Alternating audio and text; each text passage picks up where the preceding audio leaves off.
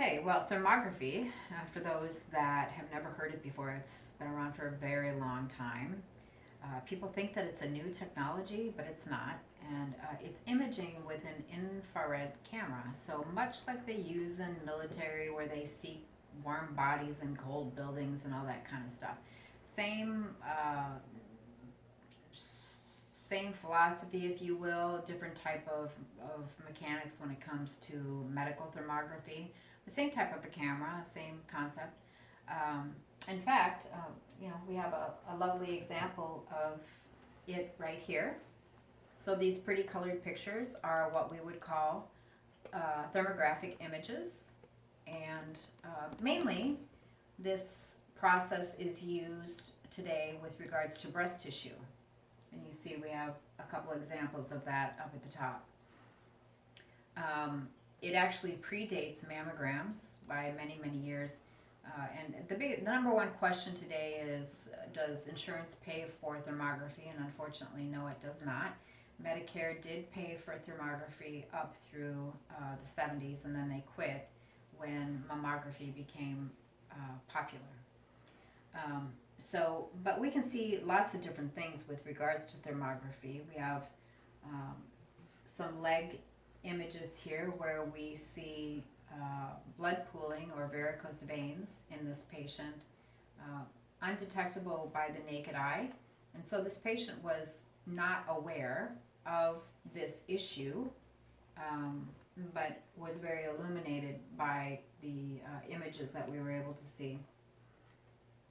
This picture down on the right hand lower corner is an individual's face, and I don't know how well they'll be able to pick it up in the video, but there is a black cold spot above this individual's eye. I guess it would be the right eye.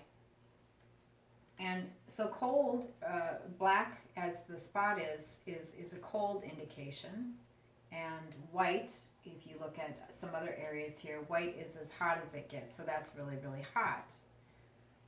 This individual was found to have a blockage above what they call the supraorbital artery, or in the supraorbital artery, which is fed by the carotid artery, which is in the neck. And unfortunately, the individual was told to take the picture to one of his doctors to let him know that the individual that took the thermogram thought he was going to have a stroke. The doctor didn't believe in thermography and threw it in the garbage can, and this individual died of a stroke 30 days later. So it does have a lot of great attributes in terms of what it can tell a patient in terms of inflammation and blockages within their body. And like any screening tool, thermography is not diagnostic. No screening tool is. The only way to diagnose pathology is through a biopsy. But this can give you great insight into inflammatory markers in your body. And they say a picture's worth 1,000 words, right? I can sit there and have a consult with the patient and tell them that they have inflammation, even based on lab reports, and it still just doesn't mean as much as when they see a picture such as this, and they're able to really realize that they are inflamed. And it oftentimes is what helps them to move forward in a program where they begin to eat a little bit better, get more exercise, hydrate better,